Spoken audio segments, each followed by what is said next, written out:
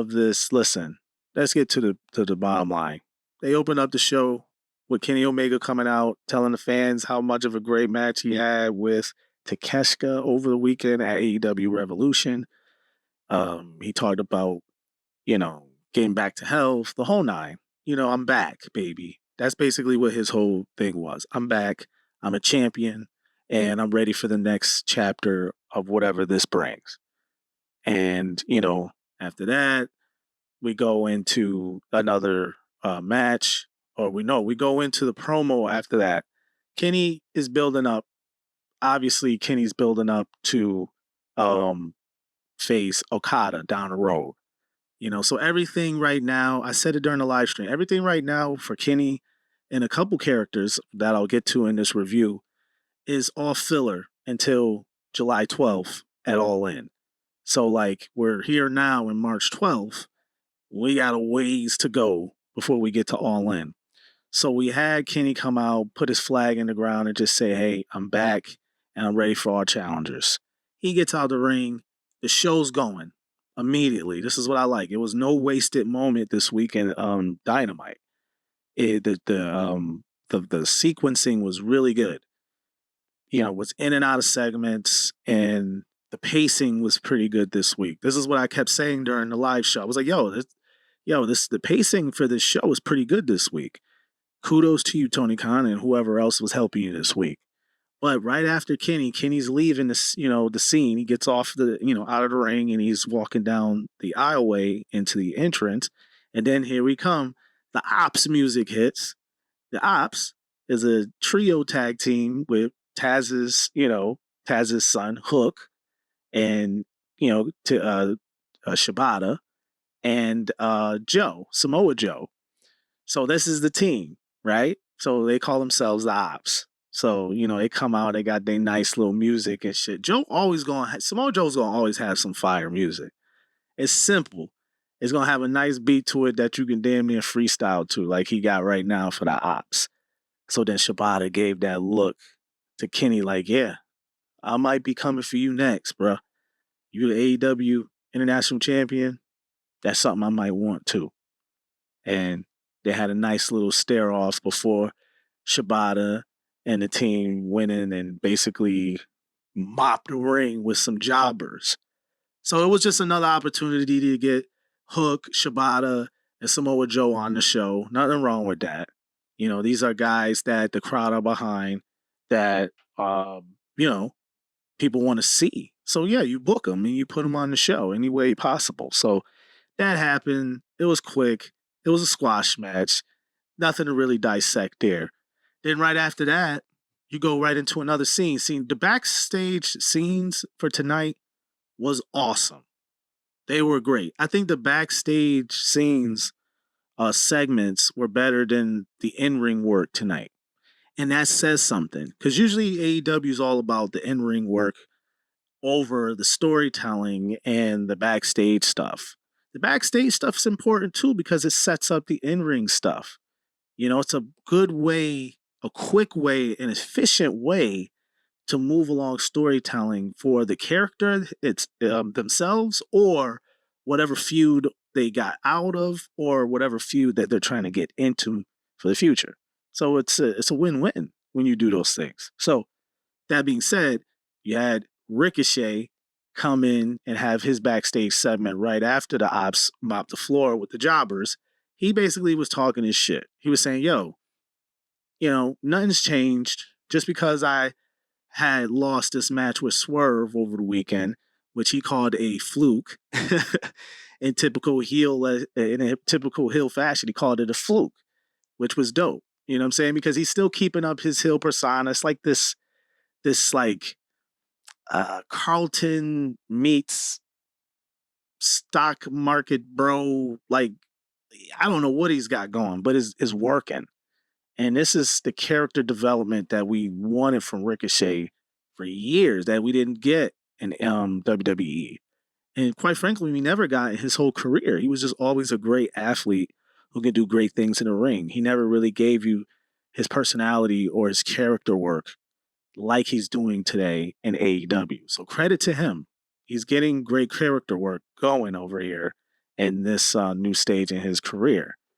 And as far as Swerve is concerned, him coming out into his big feud, his biggest feud so far in the company with Swerve Strickland was a great decision because that has helped him get the rub he needs, pause, to be the wrestler that he is now and developing that the way he is now. Listen, no doubt about it, Swerve has helped Ricochet become a main eventer. So now, he did his thing. He did his he did his little crazy laugh and everything. But he has a seriousness to his character. He's got the goofy side that gets over with the crowd, but he also has the serious side. He's adding the balance. So credit to Ricochet. So after that, we go right into another fun type of match, nice tag team match with Hologram and Hobbs, Powerhouse Hobbs versus Brian Cage and Dralistico. I always get his name wrong. It's Dralistico. And with Beast Mortis on the, I guess he was like manager for something. And can't forget Harley Graham. Harley Graham was in that corner for Hologram and Hobbs. I like Harley Graham. Harley Cameron is great. Like I said it during the live stream. If you could find any way possible to get one of your hottest acts on the screen, you do it. And Tony Khan did that by having Harley Cameron, one of her personalities, her alter egos, Harley Graham, come out and in the corner of Hobbs and Hologram. It was a solid match. It was a solid match up until Dralistico lost his mind in the ring. I don't know what happened, but he and Powerhouse Hobbs were not on the same page as far as the communication as to what they needed to do with each other. It was a mess. It was embarrassing. I think Dralistico was messing up, and Hobbs, you could clearly see how frustrated Hobbs was because for whatever reason they couldn't get whatever they were trying to do right. And I put it on Dralistico because he seemed like he was really out of sorts to the point where I was like, is he drunk tonight? Because like the decision making was just weird. Like it was just like, man, and maybe he just lost his confidence. I don't know what it was, but they cleaned it up in the end. Thank God. Hologram.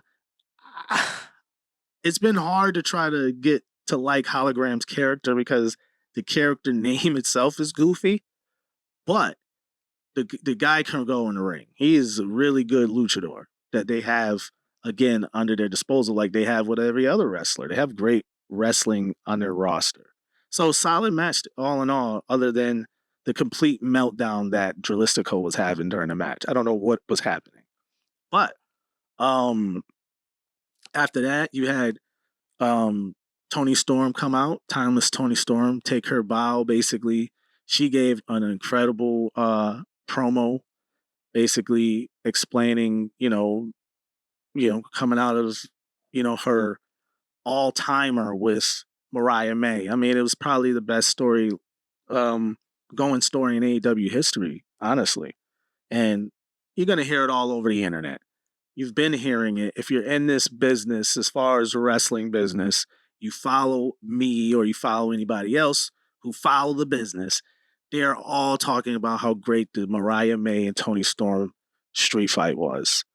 It was a Hollywood ending for sure. And she came out to take her bow and give, again, one of her great classic Toni Storm promos until it was interrupted by the Titan herself, Megan Bayne. So Megan Bayne came out, laid out Toni Storm, the world champion. Oh, before I get into the Megan Bayne part, Toni Storm was laying out some Easter eggs as far as saying, hey, what's next for me? Who knows? She did lay out some Easter eggs, meaning like she acknowledged the other champions. She talked about a forever champion. She didn't say their names, but she acknowledged them. Like, oh yeah, bitches, excuse me. I know y'all exist in my world as well. The forever champion, meaning Athena, and the other champion with the belts and collecting the belts and all of that, and with Mercedes Moné. So if you gearing up Tony Storm or facing that's the next thing, maybe Tony Storm going, or you mixing up your big main event talent like Tony Storm, Athena, Mercedes, the real big top echelon in your company. It might be time to mix in their worlds. So that might be Easter eggs later on down for All In. So we'll see where that goes. But Megan Bayne came out, laid her out. She's making a statement. Um, she's another big acquisition that, has to get some light. So her coming out, making a statement, laying out the AEW Women's Champion is a good showing for her, so she can get some spotlight. And like I said, Megan Bayne, I've said it in another live stream, Megan Bayne was ripping it up in the indies while she wasn't getting any TV time with AEW. She was ripping it up. Wrestling with nothing but men, basically. She was wrestling the guys. You know what I'm saying? She was in GCW wrestling guys, bleeding with those guys as well. So, she was paying her dues. So it'll be interesting to see how she's being used going forward. She can't just job out. She's going to have to, have some significant wins along the way. And her being Statlander was one of them. So kudos to her. Now, Eliminator tournament, Dynasty Eliminator tournament match. The first one was between Beast Mortos and the wild card, the basically mystery opponent. Mystery opponent was none other than Speedball Mike Bailey. Speedball Mike Bailey, another indie guy, big indie name that a lot of mainstream people don't know about. I was explained during the live stream too, like, hey, he was ripping it up in the indies. I mean, I'm telling you, I watched a lot of Speedball Mike Bailey matches. I didn't really like him at first because I think his character was, but then I was watching his matches. I was like, man, he can go. He can go in the ring. And he can wrestle big guys, he can wrestle small guys. I've seen a lot more of his matches on the indie scenes as far as GCW. He was everywhere. Prestige Wrestling, you name it, he wrestled there. Hog Wrestling. So, to see him in AEW, is going to be cool. He's another workhorse guy that you could put in your mid card and just let him go. Let him have matches with Kyle O'Reilly. Let him have matches with Orange Cassidy. All of those guys. He can go. So it was nice to see Tony Khan finally unleash him. That would actually be an interesting final matchup, like he versus like Ricochet in the finals to face Kenny Omega. That would be crazy. So that is awesome. But yeah, so Mike Bailey won, of course. He beat the Beast Mortals in a very interesting match. I mean, it was one of those good luchador kind of matches that you like. It was luchador heavy tonight because I think they was in Fresno, California, so they wanted to play to that whole scene out there. And, they did for the most part for the night. So that happened. And then right after that, they jumped right into another backstage scene with Christian Cage and the, patriarchy. And Christian Cage, man, he is one of the all-time greatest, He's what I think, he's what a lot of wrestling fans wish Chris Jericho would be now in his career. Where, like, you don't see Christian Cage a lot. He doesn't wrestle a lot, but when he does wrestle, it's meaningful. Every time he's in the ring, it's meaningful. And if he's not wrestling, he's in a segment that's meaningful. Every time he's on the screen, it's meaningful. That's what I like about Christian Cage. That's what Chris Jericho should be doing. But he doesn't do it because he loves the camera time. Good or bad. But with Christian and this backstage segment with Nick Wayne, it was awesome. It was awesome because Nick Wayne finally stood up to him, like any son would stand up to their dad eventually. Like, hey man, you lied to us. You said that you would have the belt, you would do it your way, and it didn't work out. But Christian Cage, like any other dad, stepped up to his son and said, "Yo, who the fuck you talking to? and he put him back in his place and said, yo, I'm still Christian Cage, and I'm still going to do what I said I'm going to do, and that's be the AEW World Champion. I'm going to be something your pops never was, and that was World Champion. He was shitting on his pops. He was shitting on his moms in front of his mom, because his mom's tried to step in at some point, and he said, what you going to do? You going to go back to the Waffle House? And she stepped right to the side, and he went right into Nick after that. Great segment. Kudos. But it's Christian Cage. Again, that's another reason why Christian Cage should have cashed in the contract over the weekend and took the belt off of Jon Moxley. But we're not going to bring up old wounds. Let's move on. Next segment.